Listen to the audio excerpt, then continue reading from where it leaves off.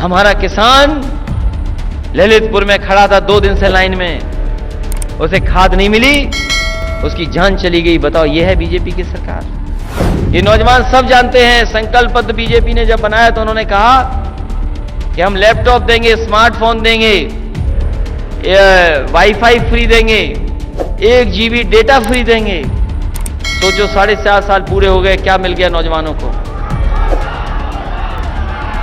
Laptop नहीं मिला, और 4.5 साल तक जाने कौन सी टैबलेट देते रहे जो अब टैबलेट देने जा रहे हैं। बताओ।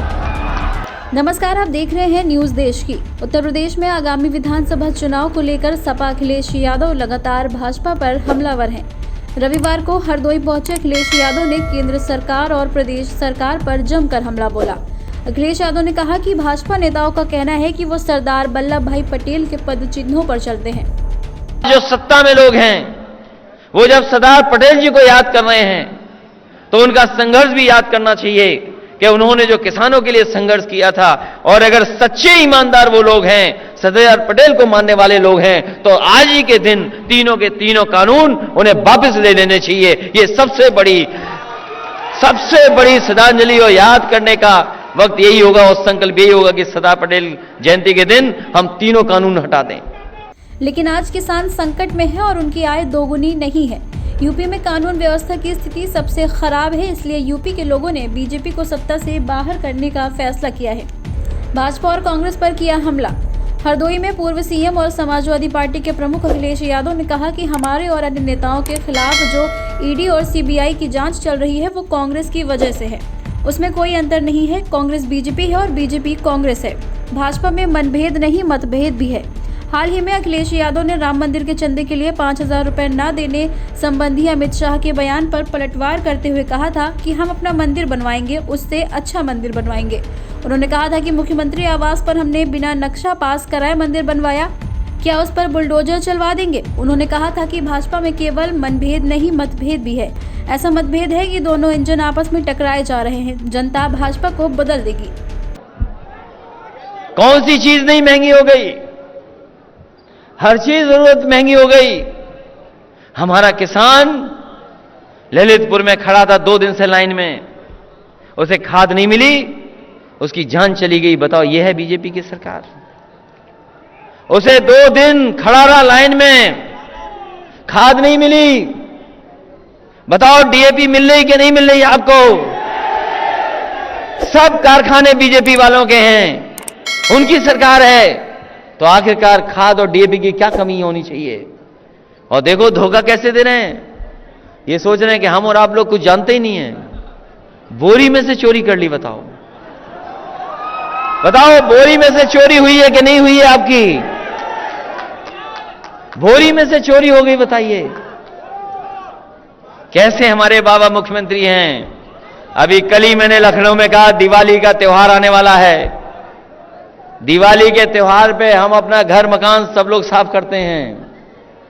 हमने कहा कि मुख्यमंत्री जी अपना मुख्यमंत्री आवास बहुत साफ सुथरा कर दो, जाले हटा दो, और धुएं के जो धब्बे हैं वो भी हटा दो, क्योंकि दूसरी सरकार बनने वाली है।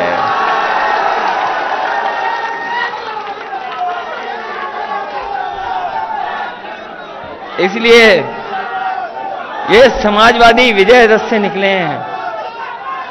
समाजवादी विजय रथ लगातार चल रहा है। मैं अपने किसान भाइयों को, इन्हीं नौजवानों का धन्यवाद देना चाहता हूं। आज तो केवल इतना ही रथ चला है, बहुत कम चला है, 20, 25, 30 किलोमीटर चला, इससे ज्यादा नहीं चला।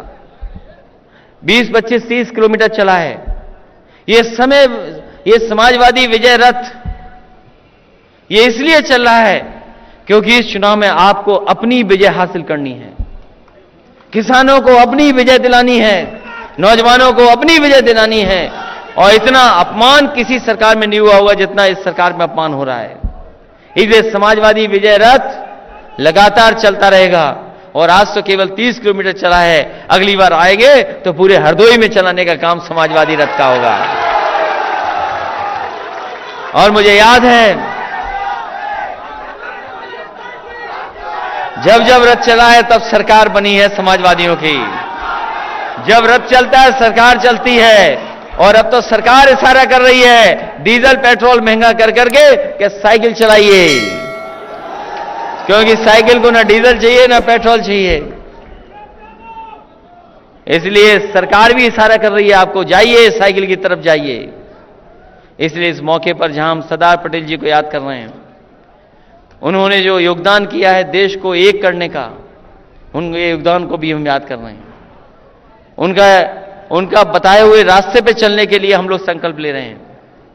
उन्होंने किसानों को अंग्रेजों से सम्मान दिलाया है, तो आप लोग भी संकल्प लो कि इस चुनाव में हम किसान का सम्मान दिलाने का काम करेंगे और भारतीय जनता पार्टी को उत्तर प्रदेश से हटाने का काम करेंगे। ये काम नहीं कर रहे हैं, ये काम नहीं कर रहे हैं, ये काम चोरी कर रहे हैं। 4.5 साल टाइम पास कर दिया हमारे बाबा मुख्यमंत्री जी ने, और 4.5 साल बाद बोल रहे हैं कि हम लैपटॉप देंगे, टैबलेट देंगे। अरे गांव के लोग जानते हैं, इन्होंने अपने संकल्प पत्र में लिखा था, नौजवान ये बात को अच्छी तरह समझते हैं क्योंकि सब मोबाइल चलाना सीख गए हैं। ये नौजवान सब जानते हैं, संकल्प पत्र बीजेपी ने जब बनाया तो उन्होंने कहा कि हम लैपटॉप देंगे, स्मार्टफोन देंगे, वाईफाई फ्री देंगे, 1 GB डेटा फ्री देंगे। सोचो 4.5 साल पूरे हो गए, क्या मिल गया नौजवानों को? लैपटॉप नहीं मिला, और 4.5 साल तक जाने कौन सी टैबलेट देते रहे जो अब टैबलेट देने जा रहे हैं। बताओ कौन सी टैबलेट दे रहे थे 4.5 साल?